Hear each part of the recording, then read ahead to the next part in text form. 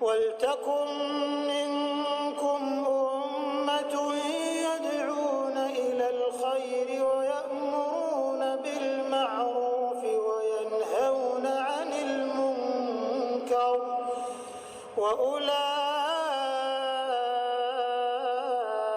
هُمُ الْمُفْلِحُونَ. Mudah dalam berhutang akan menyeret seseorang pada kebiasaan menunda-nunda pembayaran atau malah mengakibatkan hilangnya barang orang lain. Memperingatkan akibat perbuatan itu Rasulullah SAW telah bersabda, "Man akhadha amwalan nasi yuridu ada'aha addallahu an, wa man akhadha yuridu itlafaha atlafahu Allah."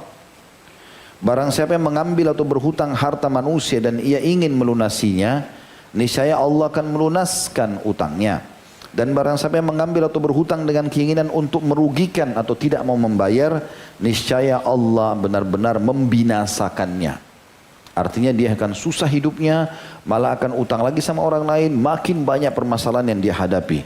Hadis ini riwayat Imam Bukhari jilid 5 halaman 54. Kata beliau, banyak orang meremehkan soal utang piutang. Mereka menganggapnya masalah sepele. Padahal di sisi Allah hutang piutang merupakan masalah yang sangat besar. Bahkan hingga seorang yang mati syahid pun yang memiliki berbagai keistimewaan yang agung, pahala yang besar dan derajat yang tinggi tidak lepas dari urusan hutang piutang ini.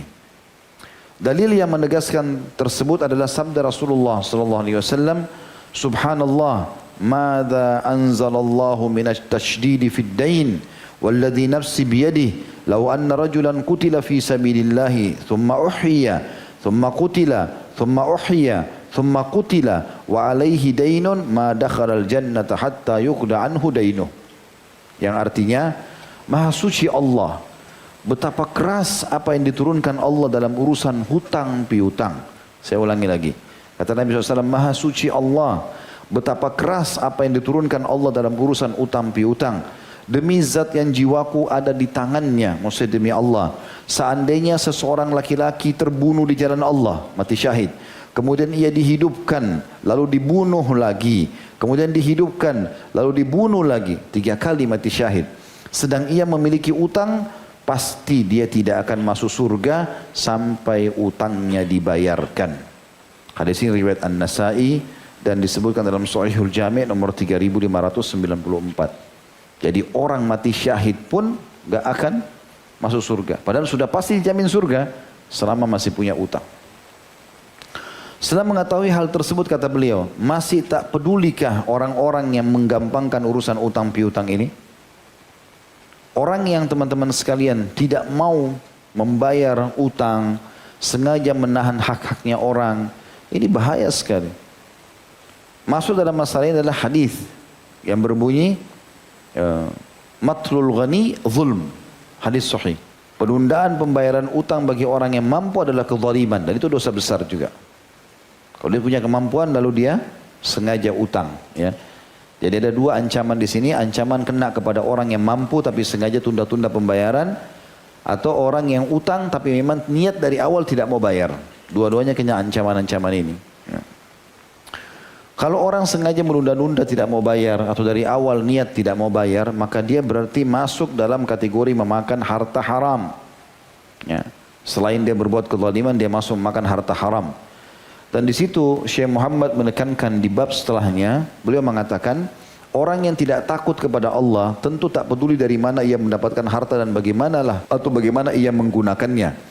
Yang menjadi fikirannya siang malam hanyalah bagaimana menambah simpanannya meski berupa harta haram, baik dari hasil pencurian, suap, merampas atau ghasb, pemalsuan, menjual sesuatu yang haram, kegiatan ribawi, memakan harta anak yatim atau gaji dari pekerjaan haram seperti perdukunan, pelacuran, menyanyi, korupsi dari baitul mal umat Islam, atau harta milik umum, mengambil harta orang lain secara paksa, atau meminta di saat berkecukupan atau berhutang.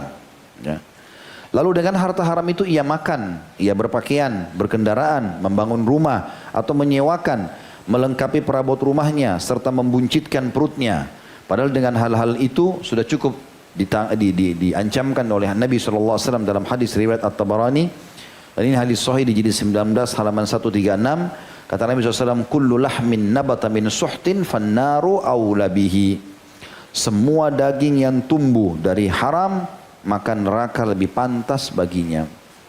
Pada hari kiamat, ia akan ditanya tentang hartanya, dari mana ia peroleh dan bagaimana ia menggunakannya. Di sana ia tentu akan mengalami kerugian dan kehancuran besar. Karena itu orang yang memiliki harta haram hendaklah segera berlepas diri darinya.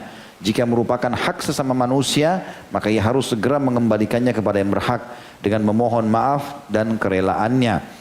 Sebelum datang suatu hari yang utang piutang tidak lagi dibayar dengan utang, tapi semuanya hanya bisa dengan pahala si pelaku atau dia terbebani dengan dosa orang yang terzalimi.